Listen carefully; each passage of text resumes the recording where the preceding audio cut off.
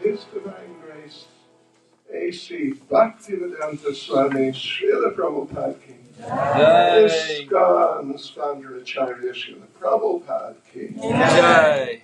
Shri Nitai Mayapur Chandra Ki. Jai. Shri Sitaram Lakshman Hanuman Ki. Jai. Shri Sitaram Lakshman Hanuman Ki. Jai. Shri Sitaram Lakshman Hanuman Ki. Jai. Shri Ram Navami Mahotsava Ki. Jai.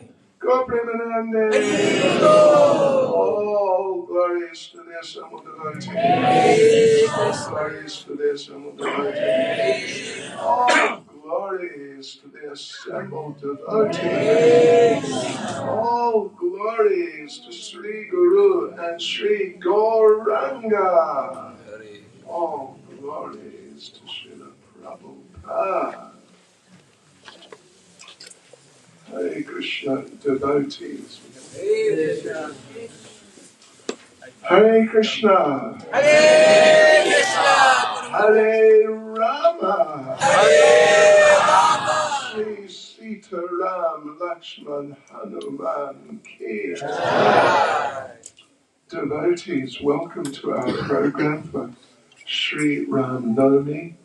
What a wonderful festival, wonderful occasion. So much mercy is there, and we will try and say a few words to that effect.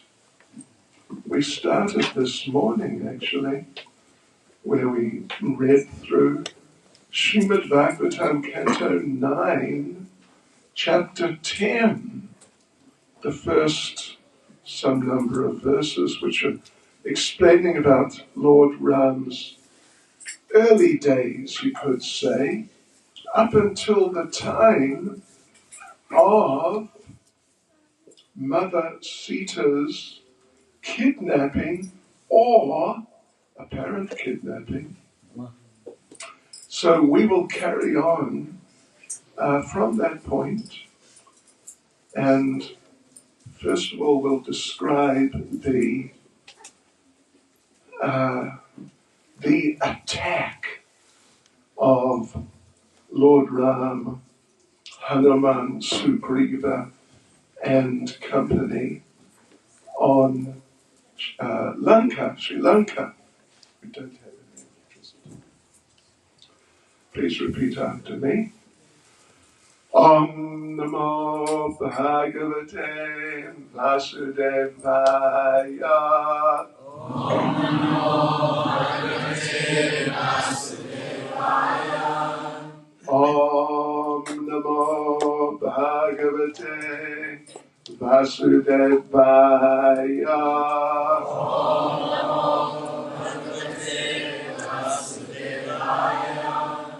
Om Namo Bhagavate Vasudevaya. Om Namo Bhagavate Vasudevaya.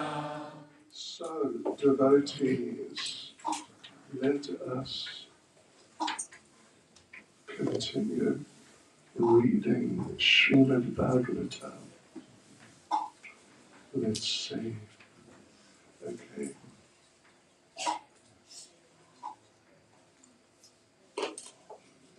We'll read chapter 10, 9th canto, chapter 10, the pastimes of the Supreme Lord Ramachandra. And we'll begin with verse 16.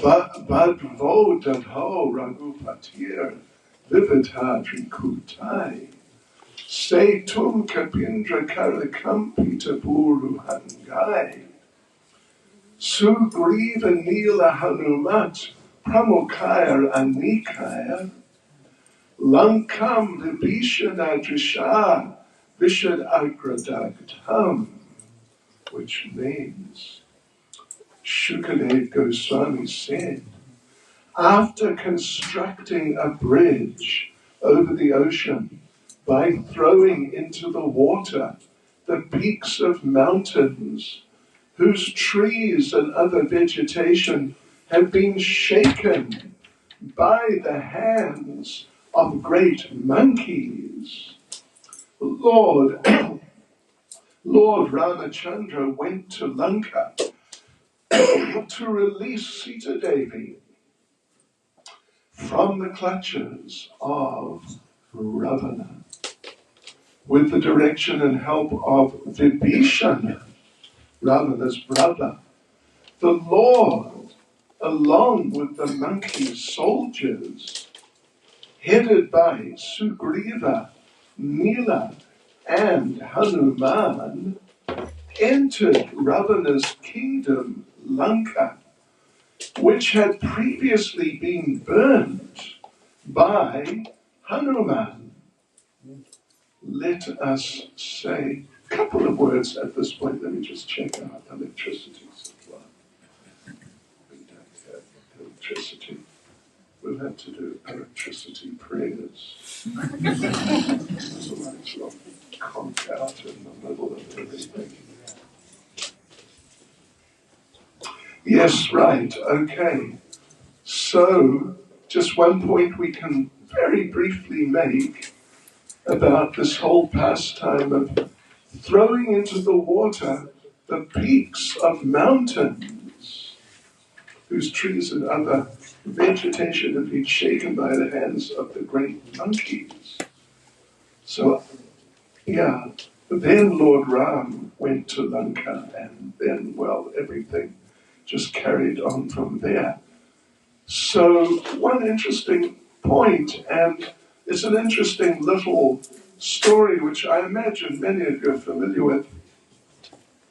The story of Hanuman and the squirrel? Spider? Squirrel or spider. It's okay. Either way, they're small. I mean, well, we've got lots of squirrels around here. And spiders, maybe it was a big spider, but I think it was a small spider. There was one squirrel or spider? Squirrel. Squirrel. Yes, squirrel. Hindi भाषा में squirrel क्या है? Gilhari. Gilhari. Gilhari. Ek Gilhari. He was a devotee. He was a devotee. It's not only human beings who can be devotees. Hanuman is a great devotee. Nila Sugriva, they're great devotees. They're not human, although they speak Sanskrit better than the majority of us speak kitchen Hindi, I think. So anyway, he's a devotee and he wanted to render some service in this whole endeavor of building the bridge. So he's a squirrel, he's not big. Maybe he could pick up a few pebbles. Did you notice? We got some pebbles. Who are they from Lanka? Is that where we got them from? Near the Rameshwaram temple somewhere. Anyway, did you see them? Yeah. So anyway, maybe he's a squirrel, so maybe he could lift one of these. Otherwise, some sand and tiny little pebbly things, and throw them in. And they were also floating, and that was his service, and he was very excited and inspired to be able to render some service to his Lord. But Hanuman objected because Hanuman and his associates are running up and down with boulders and even mountain peaks and hurling them out into the ocean, and they're also floating, but they're really big. And the squirrel is just doing, throwing maybe a few of these pebbles, or like that, some sand. And Hanuman, the problem was that Hanuman's running up and down, and he would almost step on the squirrel. And so he had to watch out. Where is the squirrel? Gilhari. Kahahe. Yes. Where is the squirrel? Otherwise, I'm going to squash him. I'm going to squish him. So it was interrupting his running up and down and, his general effort that he was making. So he stopped and he spoke to the squirrel and said, if you want to help, if you really want to help, stop trying to help. Just step out of the way while we do the real service here. And the poor little squirrel was very disappointed. But Lord Ram heard that, what Hanuman said, and he chastised Hanuman that according to his capacity, the squirrel is doing no less than you. So please don't treat him like this. You must respect him and his service. So therefore, it's just a little lesson we can learn at the beginning here, that we have to respect all the devotees and the service they render. Some devotees do big service, like Madhavi Prabhu does big service for many years, 50 years plus. Someone else just does a little something. Maybe someone else cleans the floor. Someone else maybe washes the pots. And it's not, in a certain sense, it's not as substantial and like that. But the Lord sees service basically in terms of the capacity of the servant.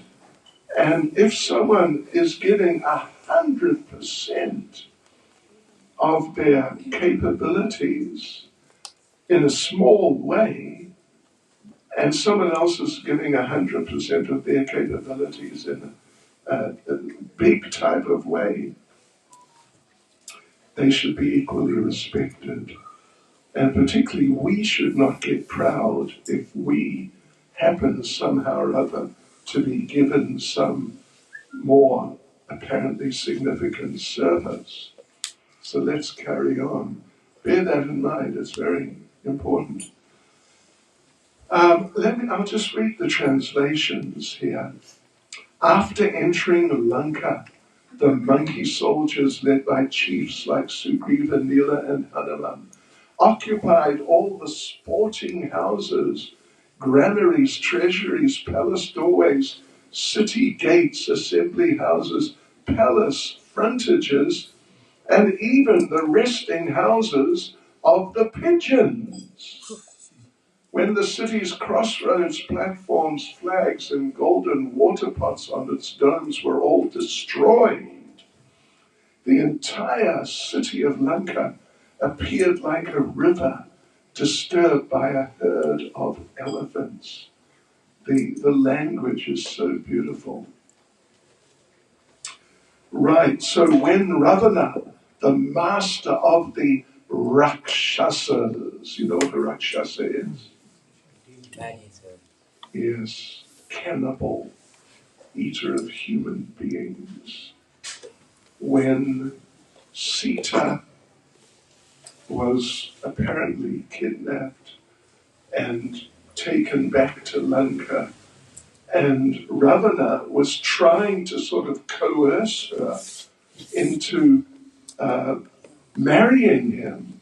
He had hundreds of wives or female associates, so that he was particularly really impressed by Mother Sita's beauty and her qualifications in so many ways.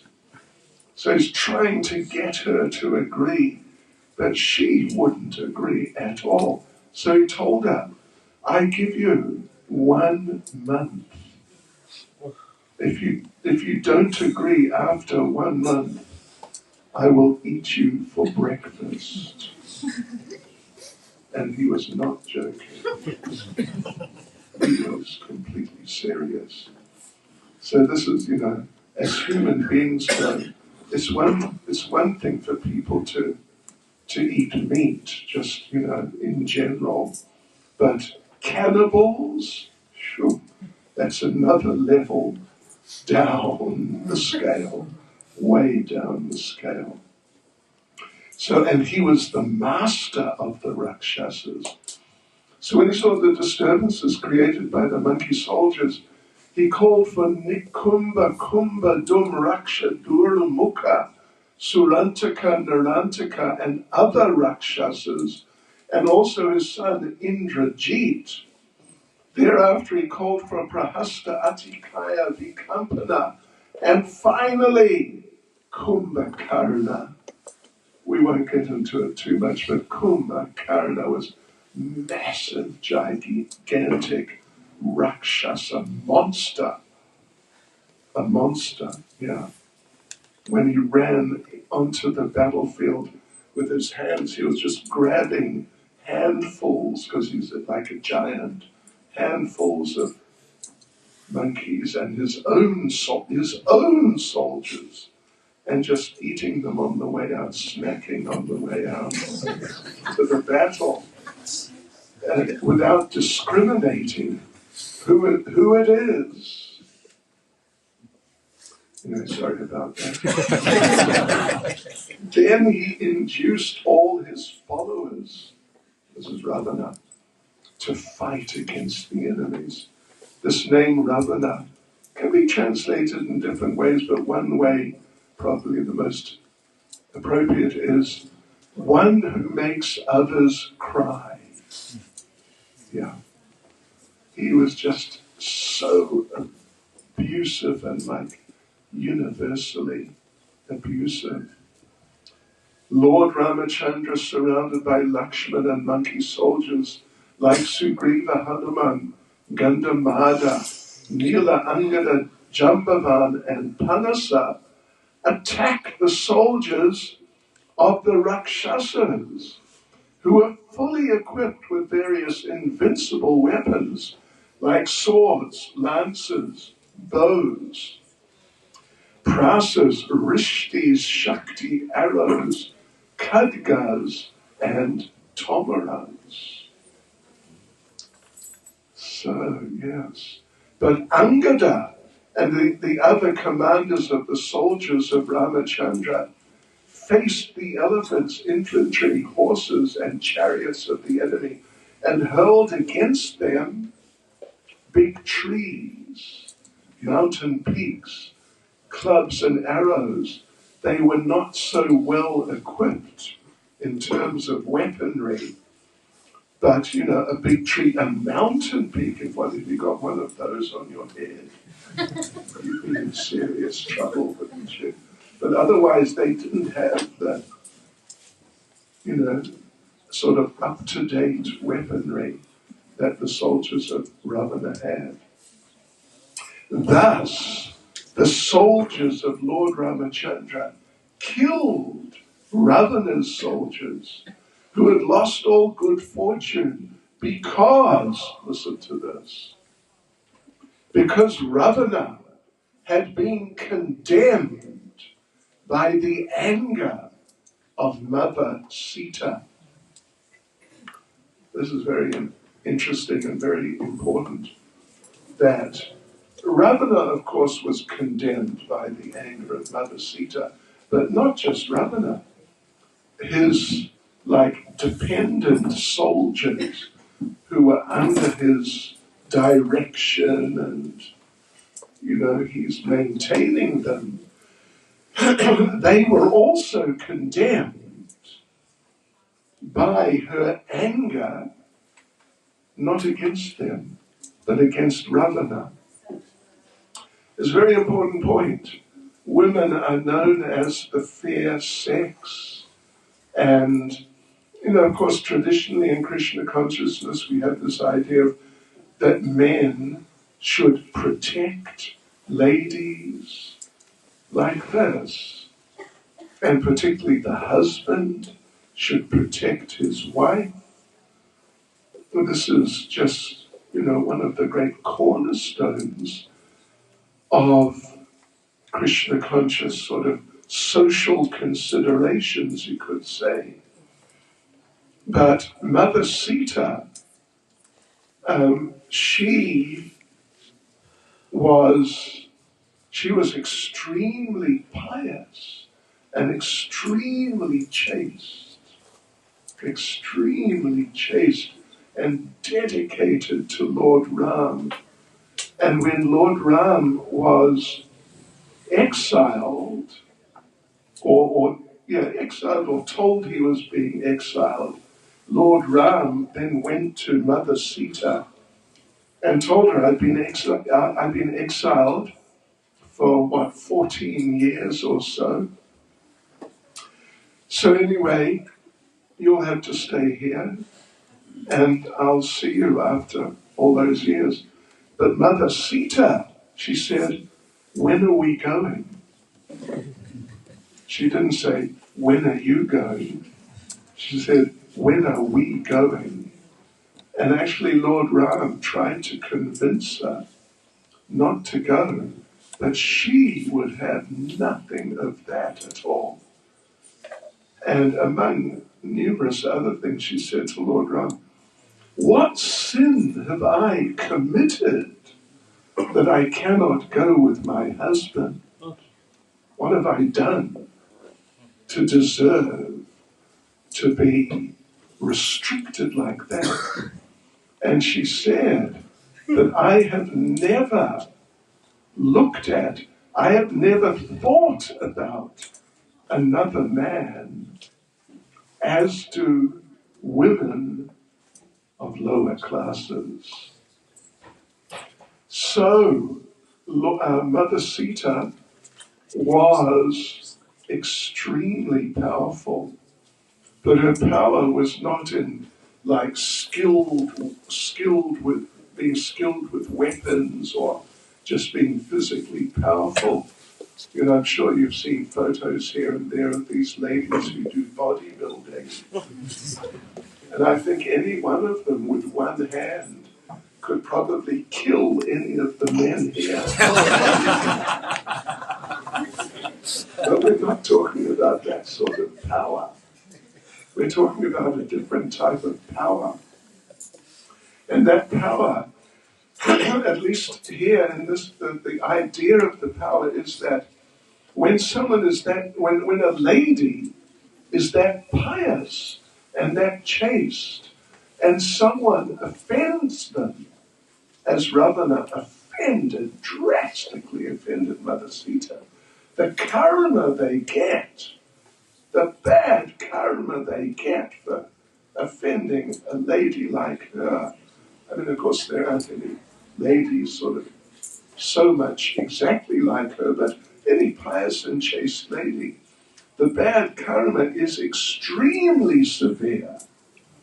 I mean, they'll die. Their lifetime will be shortened.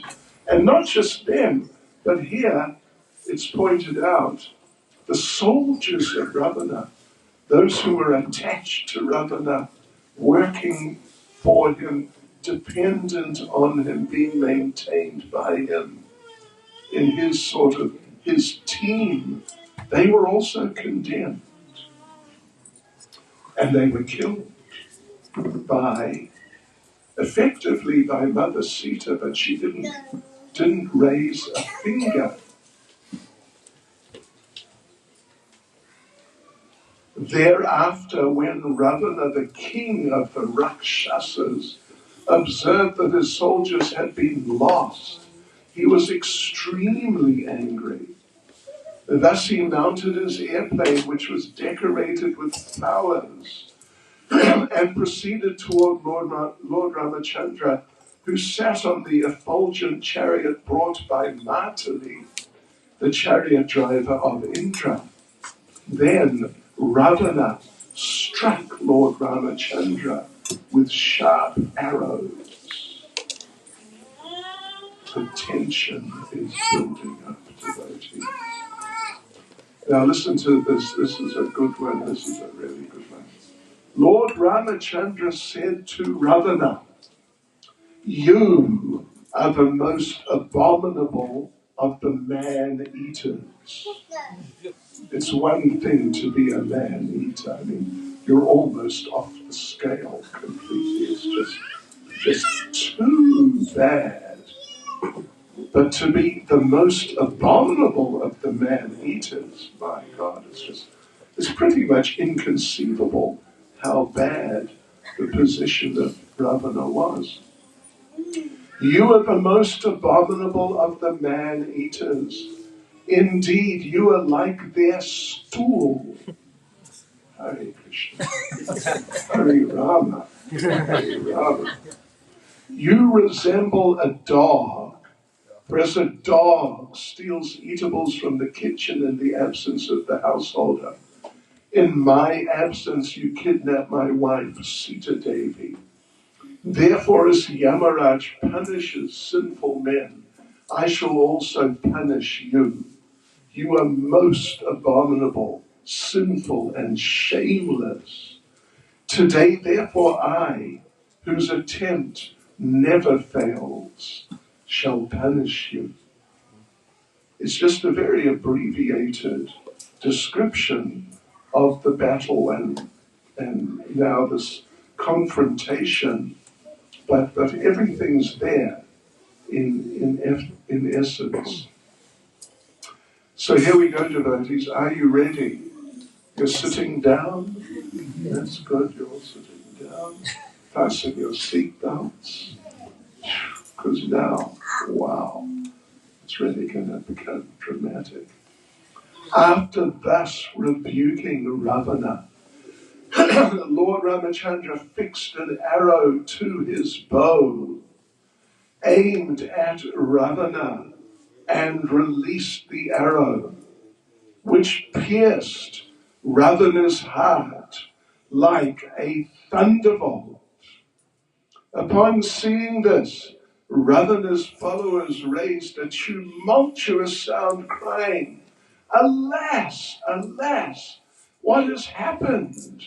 What has happened?"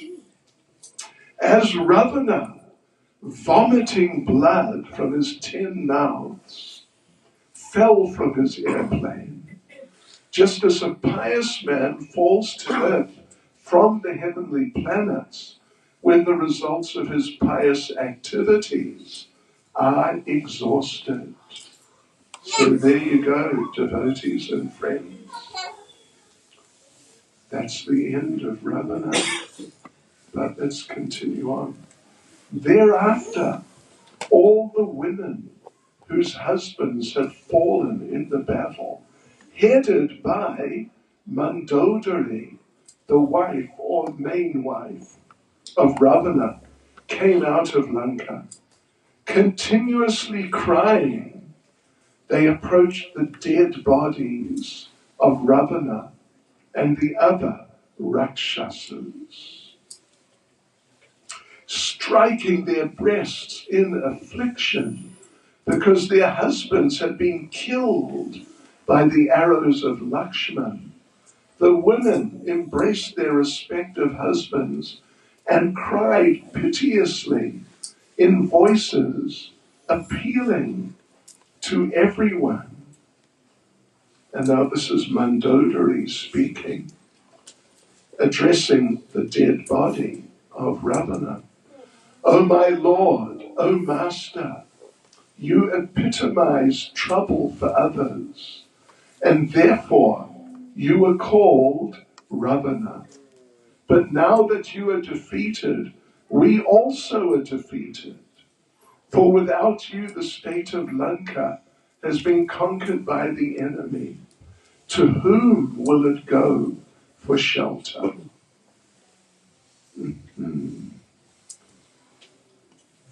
And she continues, "O greatly fortunate one, you came under the influence of lusty desires, and therefore you could not understand the influence of Mother Sita." This is the same point again about the power of Sita. "Now, because of her curse, you have been reduced to this state, having been killed by Lord Ramachandra." And Prabhupada gives a whole purport about chastity and like that for women and how to become an ideal woman. I can tell you a little story about Srila Prabhupada, just a very short story. Prabhupada in his household days was doing business. He was in the pharmaceuticals business. And he would travel around by train around like northern India, basically, trying to market his pharmaceutical products. One day he was traveling, he was in a compartment on the train, and there was one you could say, very traditional girl there.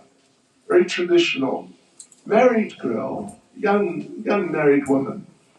So she was wearing a sari to start off with, and the sari was over her head. Yeah, not just over her shoulders to warm her shoulders,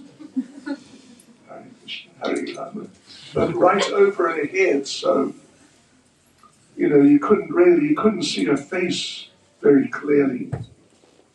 And then one very modern girl, and we're talking about, I don't know, the 30s, and I mean the 1930s, something like that. So one very modern girl got on, dressed, in some very modern way, and she thought she was really, as they say, really cool. And this traditional girl was just like, really, who cares about people like her? So she came and sat down in the same compartment as one girl. And after a few minutes sitting there, she grabbed the end of the sari of the traditional girl from her head and pulled it off her head and laughed. And the traditional girl pulled it back over her head and just sat there. And the modern girl, then a couple of minutes later, pulled the sari off the other girl's head and laughed like, yeah, just see, I'm really clever. So, and the traditional girl pulled it back over her head and just sat there. And then third time, and you know what happened the third time? The traditional girl slapped her so hard. I would have to move. The modern girl's head almost did a 360-degree spin. I mean, she really walloped her. And the modern girl, in a state of shock, when she could compose herself, she got up and went to another compartment. And Prabhupada said that he congratulated the traditional girl. Anyway, so here Mandodari, who in her own way she's actually, there's like a list, a scriptural list of the main or the most prominent chaste ladies. And Sita Devi's there, but Mandodari is also, she's also there. So anyway, she's chastising her husband, her dead husband, that you couldn't understand. You thought that you were just going to enjoy life with another woman, another other woman. He had so many. So you thought you were being really clever, doing a good thing.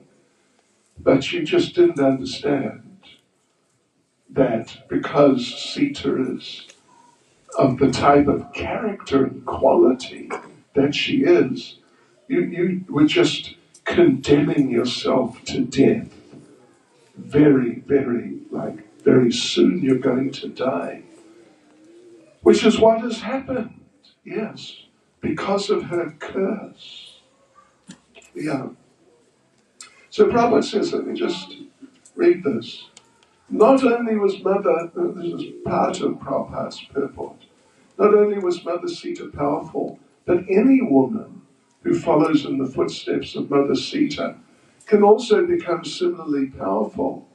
There are many instances of this in the history of Vedic literature. Whenever we find a description of ideal chaste women, Mother Sita is among them. Mandodari, the wife of Ravana, was also very chaste. Similarly, Draupadi was one of 5 exalted chaste women. As a man must follow great personalities, great men, like Lord Brahma and Narada Muni, a woman must follow the path of such ideal women as Sita, Mandodari, And Draupadi, by staying chaste and faithful to her husband, a woman enriches herself with supernatural power. Anyway, ladies and men, think about this. This is really, such an important point. And she continues. She's sort of getting stronger and stronger with what she's saying. O pleasure of the Rakshasa dynasty, because of you the state of Lanka and also we ourselves now have no protector. By your deeds you have made your body fit to be eaten by vultures and your soul fit to go to hell. She understands, even though she's speaking sort of respectfully to him, but she understands what is right and what is wrong. Shri Shri Nitai Mayapur Chandra. Okay, so then Lord Ram hands over Lanka to Vibhishana. He becomes the king. Actually, on the last night, before the last day, Lord Ramachandra went to Ravana, and he said, Ravana, listen, we can make, you could say, we can make a deal. We can make an arrangement which will be beneficial for all concerned, including you. He said, Lord Ram said to Ravana, just give me Sita back. That's all. That's all. Just give me Sita back. And I will bring all your dead soldiers and relatives, I'll bring them all back to life. And you can rule Lanka. You can rule. And you keep all your wealth. Because Ravana was fantastically wealthy. So you keep all your wealth. You keep everything. And I will make all your soldiers and other family members, etc., I'll make them forget that we were ever enemies. And I'll make them think that we have always been friends. And we will be friends. But just give Sita back. Ravana, unfortunately, answered, no. That's sort of the last of a multitude of mistakes that he made. So anyway, let's just move on a bit to the sort of end of the story. Summarize things. I've jumped forward to verse 51. Traitayam vartamanayam kalakrita samobhavat rame rajani dharmagye sarvabhuta sukhabahe. Lord Ramachandra became king during Treta Yuga, but because of his good government, the age was like Satya Yuga. Treta Yuga is already very good. They call it like a silver age. Satya Yuga is like a golden age. So because of his good government, even though it was like the second standard of age, not the highest, but it was like Satya Yuga, the golden age. Everyone was religious and completely happy. Listen to this. Nadi vyadi jara glani dukashoka vayaklama mrityus chandichatam nasid rame rajan yadhokshajay. When Lord Ramachandra, the Supreme Personality of Godhead, was the king of this world, all bodily and mental suffering, disease, old age, bereavement, lamentation, distress, fear and fatigue were completely absent. There was even no death for those who did not want it. And some of you or someone who might hear that might think, what? Come on. This is like taking it too far. But it's not. It's actually true. Let me read the purport here, just a very short purport. All these facilities existed because of Lord Ramachandra's presence as the king of the entire world. A similar situation could be introduced immediately, even in this age called Kali, the worst of all ages. It is said, Kali Kale Nama Rupe, Krishna Avatar. Krishna descends in this Kali Yuga in the form of his holy name. Hare Krishna, Krishna Krishna, Hare Hare Rama, Rama Rama, Hare Hare. If we chant offenselessly, Ram and Krishna are still present in this age. The kingdom of Ram was immensely popular and beneficial, and the spreading of this Hare Krishna movement can immediately introduce a similar situation even in this Kali Yuga. Okay, I'm just going to read another 2 verses. They're describing, first verse, now, Lord Ram, his character, and then Mother Sita. Ekapatni Vritadaro Rajarshi Charitashiji Swadharman Griha Mediyam Shikshayan Swayam Acharat. Lord Ramachandra took a vow to accept only one wife and have no connection with any other women.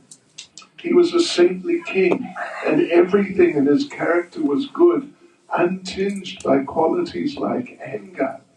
He taught good behavior for everyone, especially for householders, in terms of Varnashram Dharma. Thus he taught the general public by his personal activities. And Prabhupada gives fairly substantial purport. The main point that he makes there is that Lord Ram is the ideal husband when his wife was endangered, severely endangered. Prabhupada makes the point, he has all mystic powers, Lord Ram. He could just like, literally like that, manifest 100 Sitas, or 1,000, or 1,000,000. But he didn't do that. He personally went and underwent great difficulty, fighting for days. He's God, so he's never in danger, really. But in a certain sense, in danger, people trying to kill him, like all day for some days. But he did that to save, to protect his faithful wife, Sita.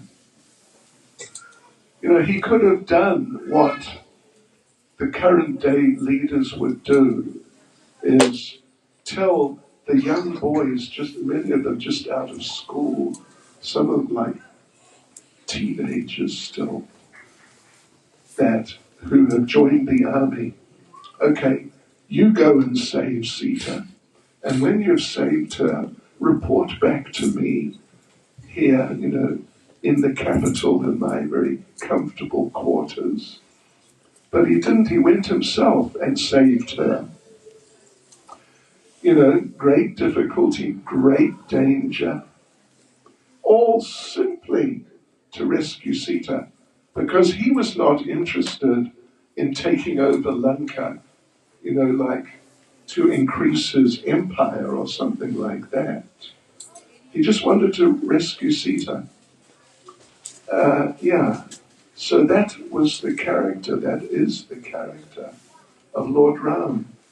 And then verse 55, Premna nivritya shilena prashraya vanata sati vyahriya chabhavagya bhartu sita haran mamaha.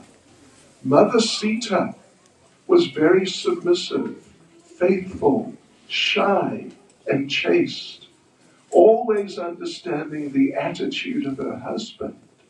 Thus, by her character and her love and service, she completely attracted the mind of the Lord. And Prabhupada comments, as Lord Ramachandra is the ideal husband, Mother Sita is the ideal wife. Such a combination makes family life very happy. Yad yadacharati shreshtas tad eve tarojana. Whatever example a great man sets, common people follow. If the kings, the leaders, and the Brahmins, the teachers, would set forth the examples we receive from Vedic literature, the entire world would be like heaven. Indeed, there would no longer be hellish conditions within this material world. Sri Sitaram Lakshman Hanuman King. Sri Ram Navami Mahotsava King. So we have some little time left. Let us humbly request Menavi Prabhu to say some words. Can someone give him that microphone?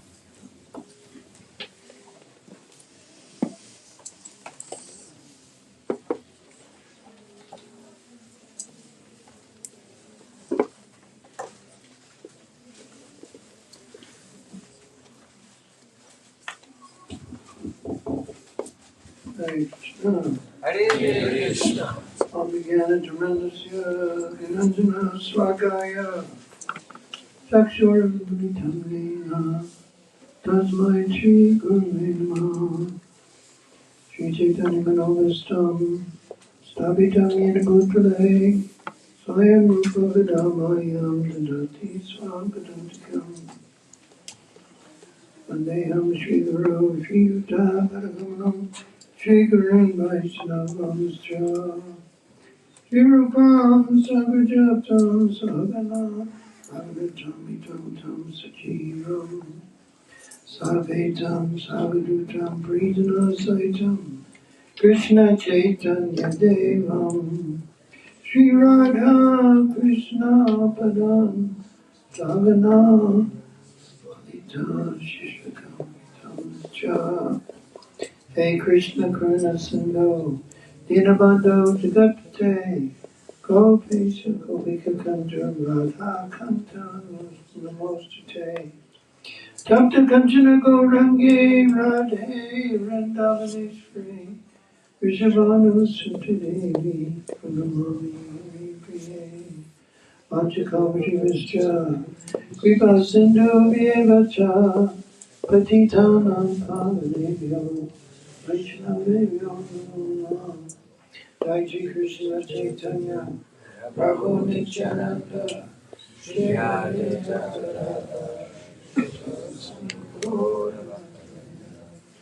Hare Krishna Krishna Krishna Hare Hare Hare Rama Rama Rama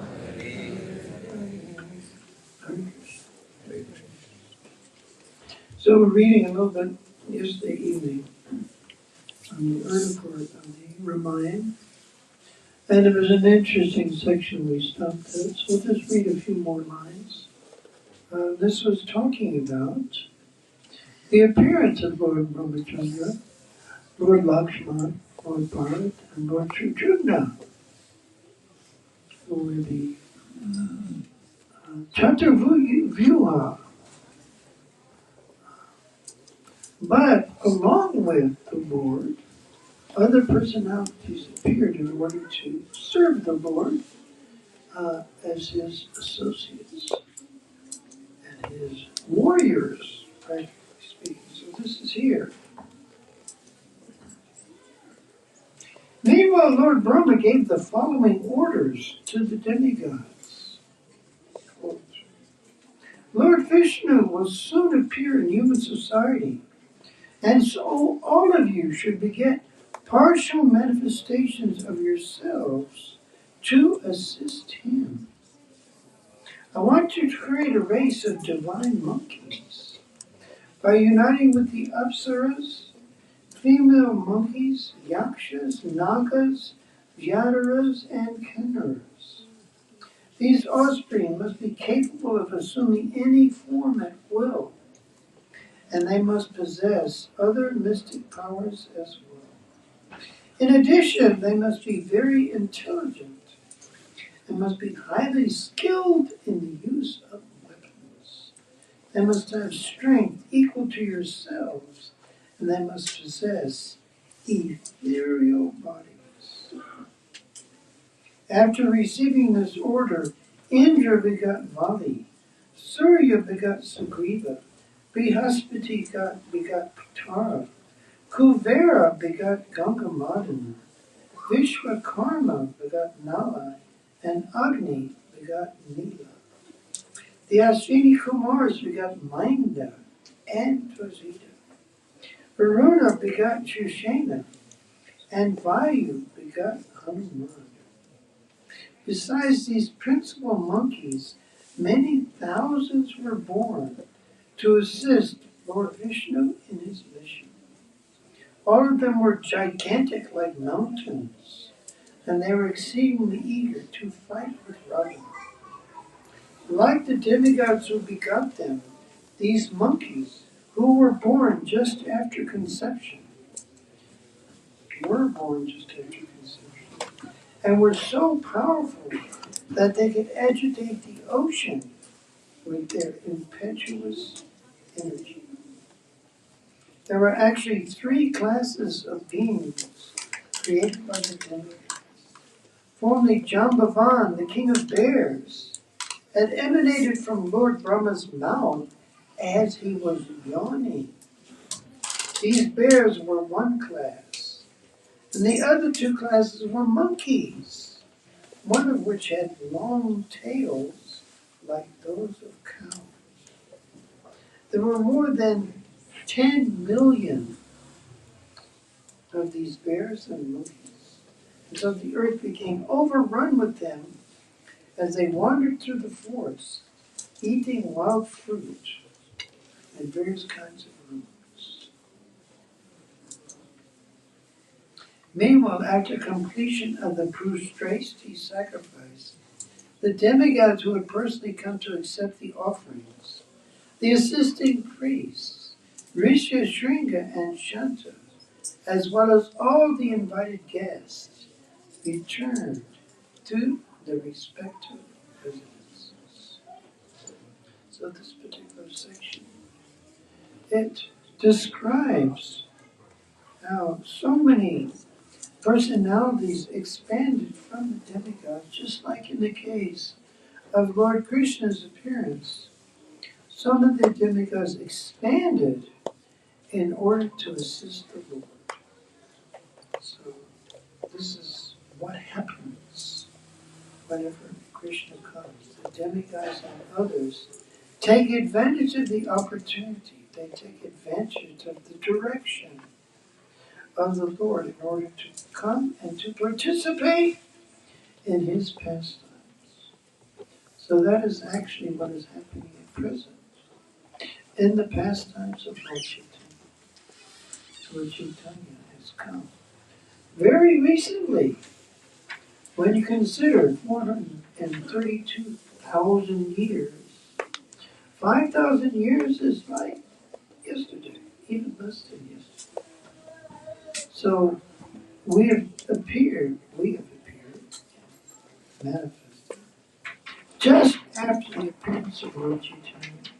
Ultimately, in order to assist him in his pastimes of saving the world. And just like Lord Ramachandra is saving the world from the demons, so similarly Lord Chaitanya is saving us from our demoniac tendencies, simply by bestowing upon us the wonderful mercy of the heart.